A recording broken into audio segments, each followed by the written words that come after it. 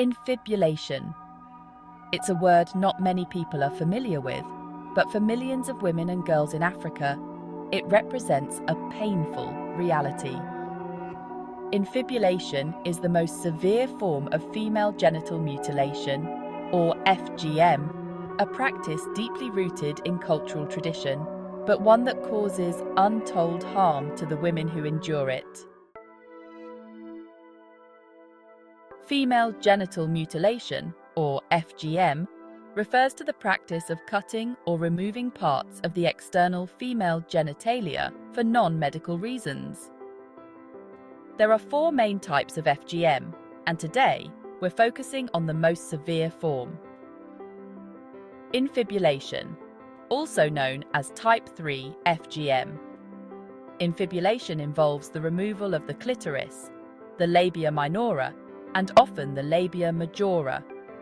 Afterward, the vaginal opening is stitched or narrowed, leaving only a small hole for urine and menstrual blood. This procedure is usually performed on girls between the ages of 5 and 15, often without anesthesia, under unhygienic conditions. It is primarily practiced in parts of Africa, the Middle East, and some communities in Asia. Infibulation is most prevalent in the Horn of Africa, especially in countries like Somalia, Sudan, and Djibouti.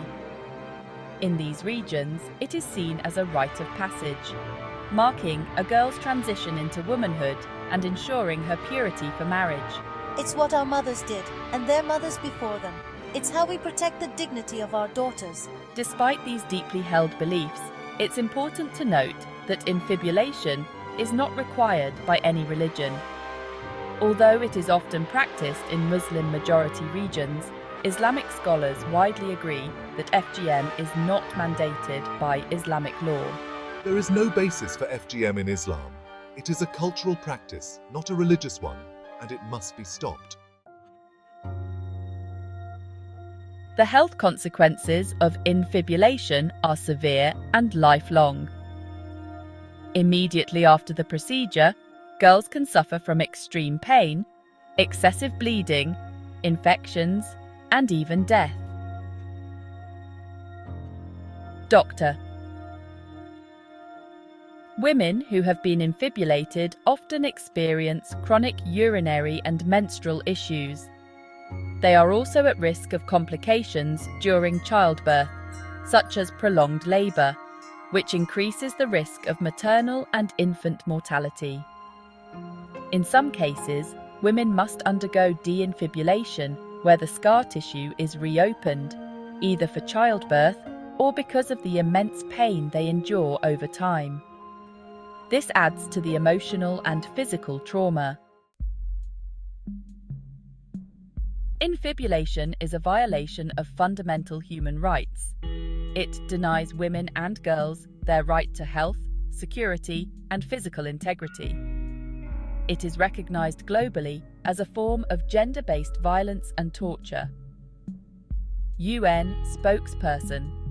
The United Nations, the African Union, and several governments around the world have condemned infibulation as a form of child abuse and a violation of women's rights.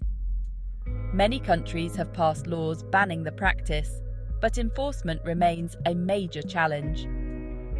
Despite legal frameworks, infibulation continues in many regions due to poor enforcement and strong cultural traditions.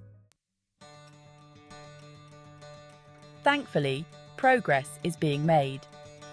Local communities, NGOs, and activists are fighting back against infibulation by raising awareness, educating girls, and promoting alternative rites of passage.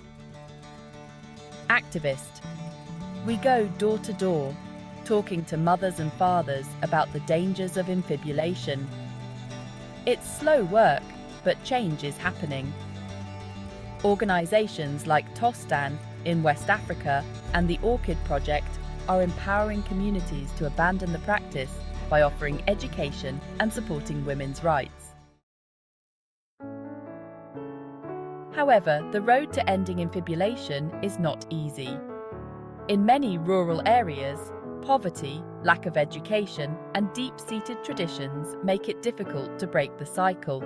In some places, the practice has even gone underground to avoid legal consequences. Infibulation is not just a cultural or health issue, it's a human rights crisis. But by continuing to raise awareness, support affected communities, and push for stronger legal enforcement, we can bring an end to this painful practice. Together, we can build a future where no girl has to endure the pain of infibulation. Thank you for watching, and please consider supporting organisations working on the ground to end FGM. For more information, visit the links in the description. Together, we can make a difference.